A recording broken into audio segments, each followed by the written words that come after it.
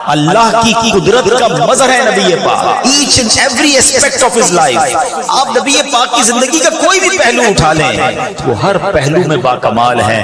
عیب تو دور کی بات ہے، گمانے نقص بھی وہاں پر نہیں ہے۔ امیجنیشن بھی کوئی نہیں کر سکتا کہ نبی پاک جو ہے اس میں معاذ اللہ کسی قسم کا کوئی عیب ہوگا۔ سیدی اعلیٰ حضرت لکھتے ہیں نا، وہ کمال حسن حضور ہے کہ گمان نقص جہاں نہیں۔ نقص تو دور کی بات ہے، گمانے نقص بھی نہیں ہے۔ یہی پھول خار سے دور ہے، یہی شمع ہے کہ دھواں نہیں۔ کیا پیاری ایگزامپل کے ذریعے سمجھایا کہ دنیا میں بہت ساری نعمتیں ہیں، مگر ہر نعمت کے ساتھ کوئی نہ کوئی آزمائش بھی ہوتی ہے۔ اب مثال کے طور پر پھول، گلاب بہت اچھا لگتا ہے، مگر ساتھ کانٹا مزہ نہیں دیتا۔ کانٹا ہوتا ہے نا گلاب کے پھول کے ساتھ، جو کلی ہوگی اس میں کانٹا بھی ہوتا ہے۔ شمع بہت پیاری خوبصورت لگتی ہے، کینڈل جب جلتی ہے تو ماحول اچھا بنا دیتی ہے، مگر اس میں سے دھواں نکلتا ہے، وہ مزہ نہیں دیتے۔ سیدی اعلیٰ حضرت سمجھا رہے ہیں کہ یہی پھول خار سے دور ہے۔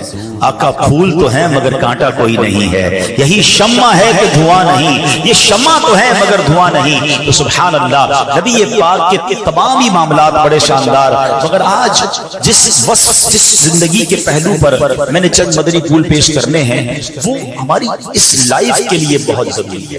دیکھیں، ایک ہے ہم جشن ولادت مناتے ہیں، بہت اچھی بات ہے، مگر مقصد ولادت بھی ہمیں پتہ ہونا چاہیے۔ نبی پاک علیہ الصلوۃ والسلام کو اس دنیا میں بھیجا کس لیے گیا؟ خود نبی پاک علیہ الصلوۃ والسلام ایک جگہ فرماتے ہیں، بعثت لأتمم حسن الاخلاق، یعنی مجھے اخلاق کے حسن و خوبی کو مکمل کرنے کے لیے بھیجا گیا۔ آئے ہائے، کیسا اخلاق تھا کہ قرآن فرماتا ہے وَإِنَّكَ لَعَلَىٰ خُلُقٍ عَظِيمٍ، بے شک تم یقیناً عظیم اخلاق پر ہو۔ یعنی نبی پاک علیہ الصلوۃ والسلام کے اخلاق کی قرآن مثال دے رہا ہے، اور گویا ہمیں رول ماڈل بتایا جا رہا ہے کہ لائف گزارنی ہے تو سرور کائنات علیہ الصلوۃ والسلام کے طریقے پر گزارنی ہے۔ نبی پاک نے کاروبار بھی کیا، آقا نے شادی بھی فرمائی، آپ کی فیملی بھی تھی، صرف پہاڑوں میں یا غاروں میں زندگی نہیں گزاری، یعنی زندگی کے وہ سارے کام کیے جو میں اور آپ کر رہے ہیں۔ آپ کے یہاں اولاد بھی ہوئی، آپ نے اپنے بچوں کی شادی بھی کی، آپ نے ٹریول بھی کیا، آپ کے دوست بھی تھے، آپ کے ساتھی بھی تھے، آپ لیڈ بھی کر رہے تھے، آپ جناب کمانڈ بھی کر رہے تھے، آپ نے جہاد بھی کیا، آپ نے دوسرے ملکوں سے تعلقات بھی بنائے۔ اللہ اکبر، یہ تمام کام ہمارے لیے رہنمائی ہیں۔ اگر کوئی باپ چاہتا ہے میں بہترین باپ بن جاؤں، وہ نبی پاک کی سیرت کو پڑھے۔ اگر کوئی دوست چاہتا ہے کہ میں بہترین دوست بن جاؤں، وہ نبی پاک کی صحابہ کے ساتھ جو ایٹیٹیوڈ تھا اس کو سمجھے۔ اگر کوئی بزنس مین چاہتا ہے کہ میں اچھی تجارت کروں، تو سرور کائنات علیہ الصلوۃ والسلام کی تجارت کو دیکھے۔ اللہ اکبر، زندگی کا کون سا پہلو ہے جو ہمارے لیے رہنمائی نہیں رکھتا؟ میں آپ کو دو واقعات سناتا ہوں جو آج ہماری زندگی میں بڑا فرسٹریشن کا ماحول ہے، اور جناب بڑا جس کو کہیں کہ کوئی ٹالرنٹ کرنے کے لیے تیار ہی نہیں ہے۔ ہر بندہ ریڈی ٹو فائٹ ہے، نہ کسی میں صبر ہے، نہ کوئی کسی سے پیاری اور محبت والی بات کرنے کے لیے تیار ہے۔ آؤ میں بتاتا ہوں، جس نبی کا میلاد منانے آئے ہو اس نبی کا اخلاق کیسا تھا، میرے آقا کا انداز کیسا تھا۔ معاملہ کچھ یوں تھا، ایک شخص تھے جو یہودیوں کے اس زمانے میں عالم تھے، زید بن سعنہ، بعد میں یہ مسلمان ہو گئے رضی اللہ عنہ، بعد میں تو صحابی بن گئے، یہودی عالم تھے۔ ایک بار نبی پاک علیہ الصلوۃ والسلام سے کچھ کھجوریں انہوں نے خریدی، اور کھجوریں دینے کی مدت میں ابھی 2 یا 3 دن باقی تھے، بزنس ڈیل تھی، اور ٹائم طے ہو گیا کہ اتنے دنوں بعد نبی پاک انہیں کھجوریں دے دیں گے۔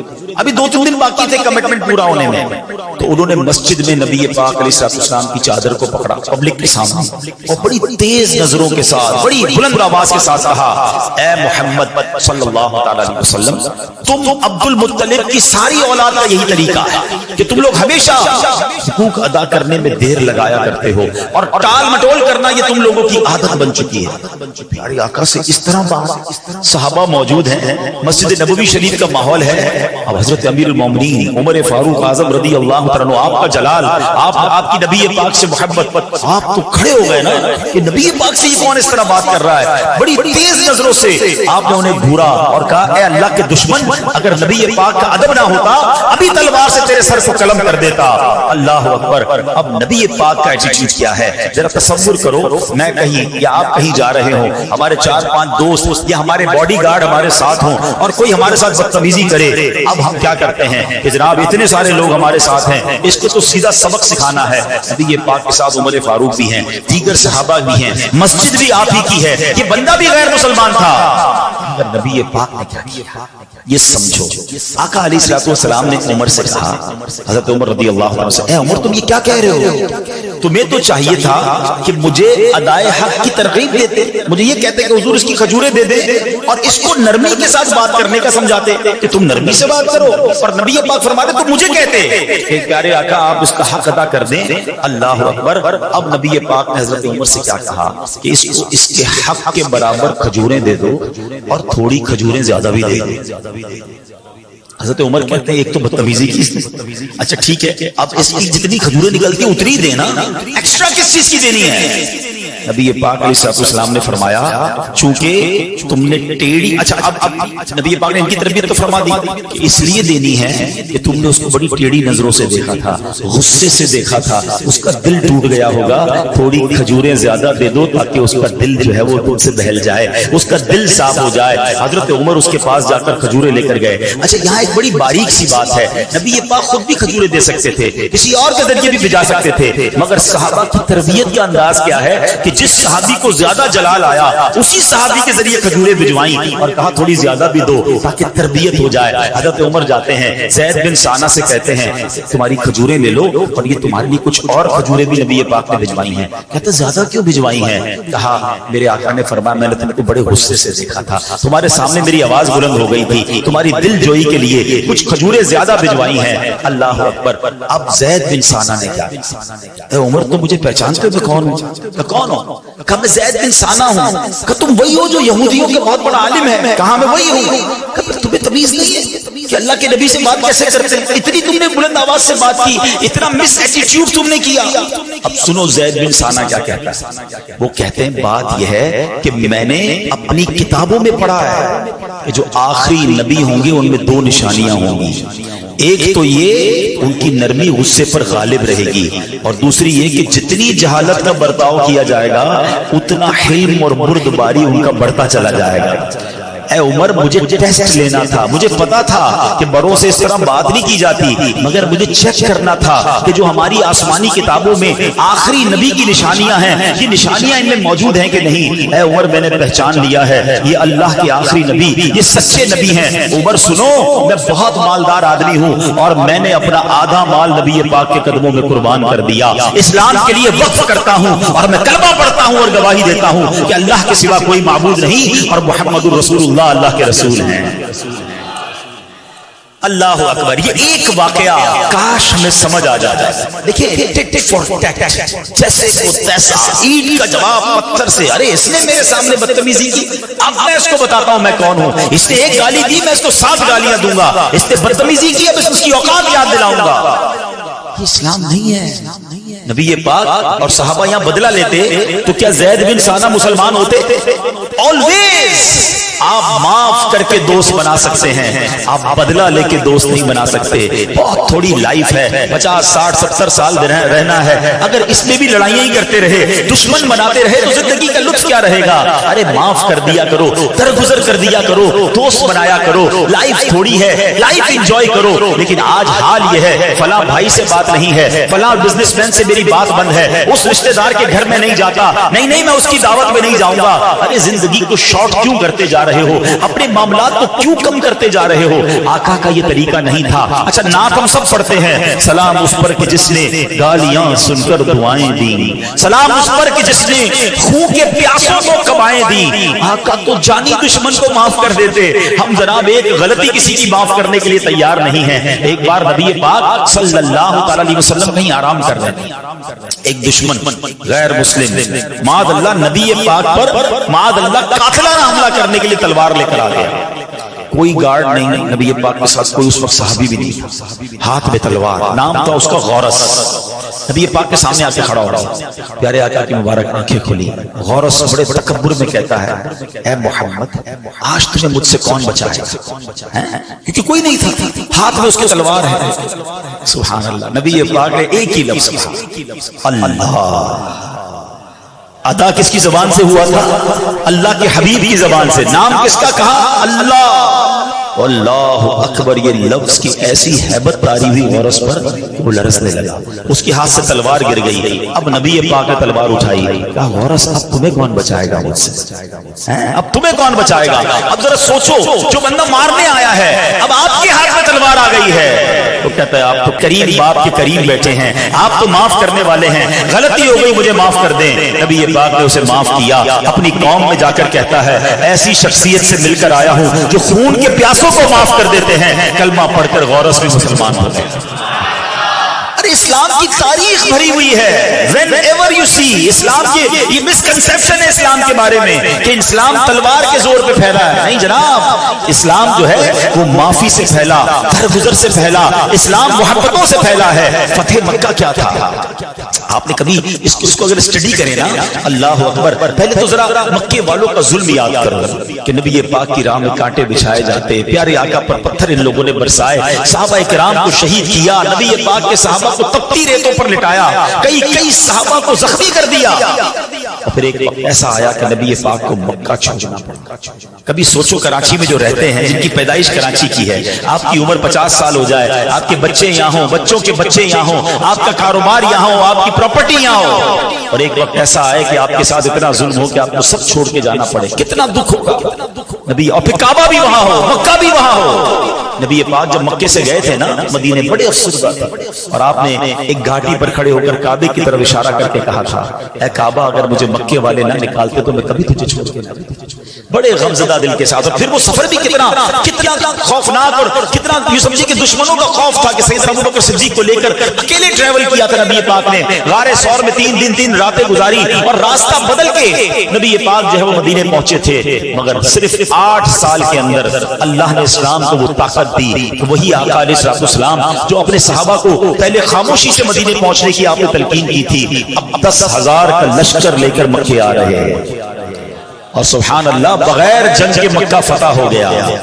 اب سارے دشمن سامنے کھڑے تھے جنہوں نے صحابہ کو شہید کیا تھا، نبی پاک کے بچوں کو رلایا تھا، خود نبی پاک کے بارے میں بہت بری باتیں کہی تھی اور مکہ چھوڑنے پر مجبور کیا تھا۔ وہ سارے سمجھتے تھے کہ آج ہماری بوٹی کر دی جائے گی، مگر جب نبی پاک علیہ السلام نے پوچھا کہ بتاؤ کہ آج تمہیں معلوم ہے میں تمہارے ساتھ کیا معاملہ کرنے والا، سب اور کانپنے لگے کہ آج تو گئے سب کے سر قلم ہوں گے، مگر بڑے لرزتے ہوئے ان مکے والوں نے کہا تھا ہم آپ تو بڑے کرم والے ہیں، آپ تو بڑے کریم ہیں، آپ تو معاف کرنے والے ہیں۔ نبی پاک نے جواب دیا، آقا نے فرمایا لا تثریب علیکم اليوم فاذهبوا انتم الطلقاء، آج تم پر کوئی الزام نہیں، جاؤ تم سارے کے سارے آزاد ہو۔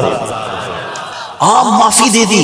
اچھا یہاں تک واقعہ سب نے سنا ہے، اس واقعے کے بعد ٹرن آؤٹ کیا ہوا، رزلٹ کیا آیا، ذرا سمجھیے گا، لاجیکلی ایک بات سمجھانا چاہتا ہوں۔ مکہ فتح ہوا ہے 8 ہجری میں، ٹھیک ہے، کتنے مسلمان تھے؟ 10,000 مسلمان مدینے سے لشکر کے طور پر آئے تھے، کچھ عورتیں مدینے میں ہوں گی، وہاں بھی 10,000 آپ کاؤنٹ کر لو، تو all together in all around the world 20-25 ہزار سے زیادہ مسلمان نہیں ہیں، مگر ادھر معافی کا اعلان ہوا، وہ زاروں کتار رونے لگے، ان کو خیال ہی نہیں تھا کہ ہم معاف کیے جائیں گے، ہم نے تو ان کے بچوں کو، ان کے صحابہ کو شہید کیا، ہم نے ان کی عورتوں کے ساتھ بدتمیزی کی، ہم نے ان کے ساتھ بڑا ظلم کیا، ان کی پراپرٹی پر قبضہ کر لیا، یہ آج ہمیں کیسے چھوڑیں گے؟ مگر جب نبی پاک نے معاف کیا نا تو اہل مکہ زاروں کتار رونے لگے، اور ہزاروں کی تعداد میں لوگ کلمہ پڑھ کر مسلمان ہو گئے۔ اچھا اس کا رزلٹ کیا ہے؟ حجت الوداع کب ہوا ہے؟ دیکھو میں آپ کو چلے چھوٹی سی اسلام کی ہسٹری سمجھو، اسلام کس گریجولی انداز سے آگے بڑھا ہے۔ اسلام جب نبی پاک علیہ السلام مکے سے مدینے گئے نا، تقریباً 70-80 صحابہ ہجرت کر کے گئے تھے، وہاں پہلے سے کچھ صحابہ موجود تھے۔ 2 ہجری میں غزوہ بدر ہوتا ہے، کتنے صحابہ تھے؟ سب کو بدر والوں کی تعداد یاد ہوگی، 313 یاد ہے نا؟ 2 ہجری ہجرت کر کے گئے، اور آفٹر 2 ایئرز اونلی، اور اس وقت نبی پاک نے بدر کے میدان میں ایک جملہ کہا تھا، دعا کرتے ہوئے کہ یا اللہ اگر آج یہ مارے گئے تو تیرا نام لینے والا دنیا میں کوئی نہیں ہوگا۔ اس کا مطلب پوری دنیا میں 313 صحابہ بدر میں تھے، کچھ خواتین ہوں گی، آل ٹوگیدر موٹا حساب کر لو 600-700 لوگ دنیا میں مسلمان تھے۔ ہجری کون سی ہے؟ 2۔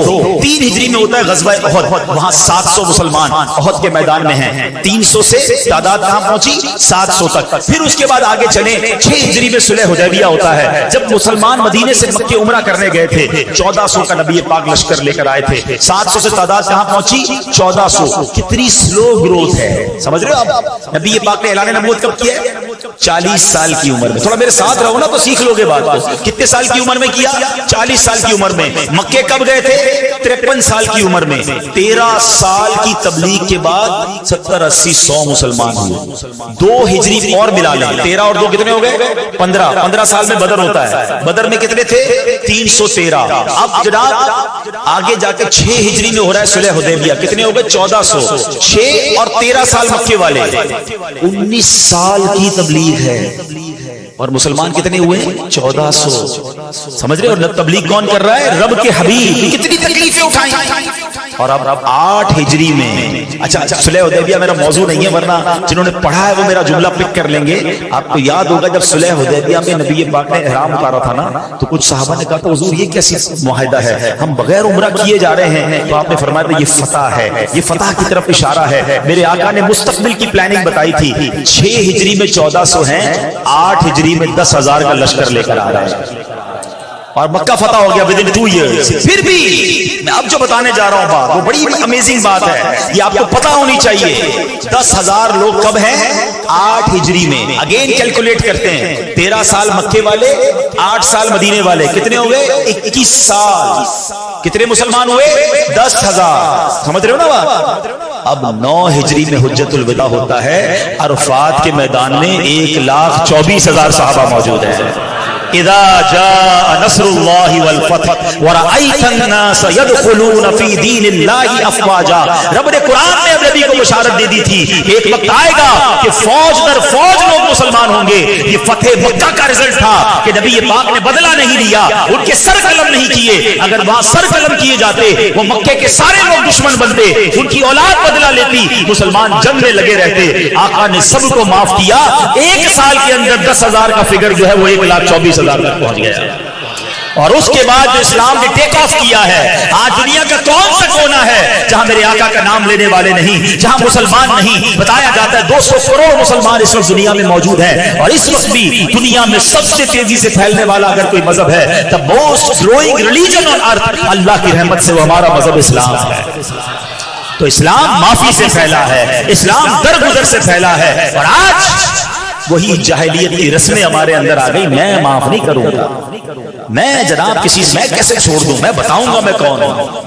واقعی یہ وہ غلطی کر رہے ہیں. ہم نبی پاک کو بھی ناراض کرتے ہیں, اللہ کو بھی ناراض کرتے ہیں کہ جب ہم بدلہ لینے کی بات کرتے ہیں, ہم دشمنی کی بات کرتے ہیں, ہم چھوٹی غلطی بھی کسی کی معاف نہیں کرتے. ہمارا ملازم غلطی کرے اس کو گالیاں نکالتے ہیں, اس کو برا بھلا کہتے ہیں. ارے وہ انسان ہے, ہو گئی غلطی, کبھی معاف بھی کر دیا کرو. ہر غلطی کی سزا نہیں ہوتی. بیوی سے غلطی ہو جائے اس کو گالیاں دیتے ہیں, بچوں سے غلطی ہو جائے بعض اوقات اس پر زیادتی کرتے ہیں. ایسا نہ کرو اے میرے پیارے اسلامی بھائیوں. اللہ معاف کرنے والا ہے اور معافی کو پسند کرتا ہے. ہم سب یہ چاہتے ہیں کہ اللہ ہم سب کو معاف کر دے. یہ چاہتے ہو نا, کبھی کیا دعا کرتے ہو؟ اے اللہ میری سارے گناہ معاف کر دے. تم نے کسی کو معاف کیا ہے؟ یہ کیسی عجیب بات ہے کہ میں اللہ کے بندوں کو معاف کرنے کے لیے تیار نہیں ہوں اور اللہ سے کہہ رہا ہوں یا اللہ تم مجھے معاف کر دے. ارے کبھی یہ تو سوچو کہ اللہ کی بارگاہ میں جواب کیا دو گے؟ مزہ یہ ہے کہ تم رب سے یوں دعا کرو, اے اللہ میں نے تیرے سارے بندوں کو معاف کر دیا, اے میرے مولا تو بھی مجھے معاف کر. میں بھی بندہ ہو کر میرے بندوں کو معاف کیا, دکھایا میرا دل لوگوں نے, ستایا مجھے, تکلیف دی, مگر مولا تجھے معافی بڑی پسند ہے.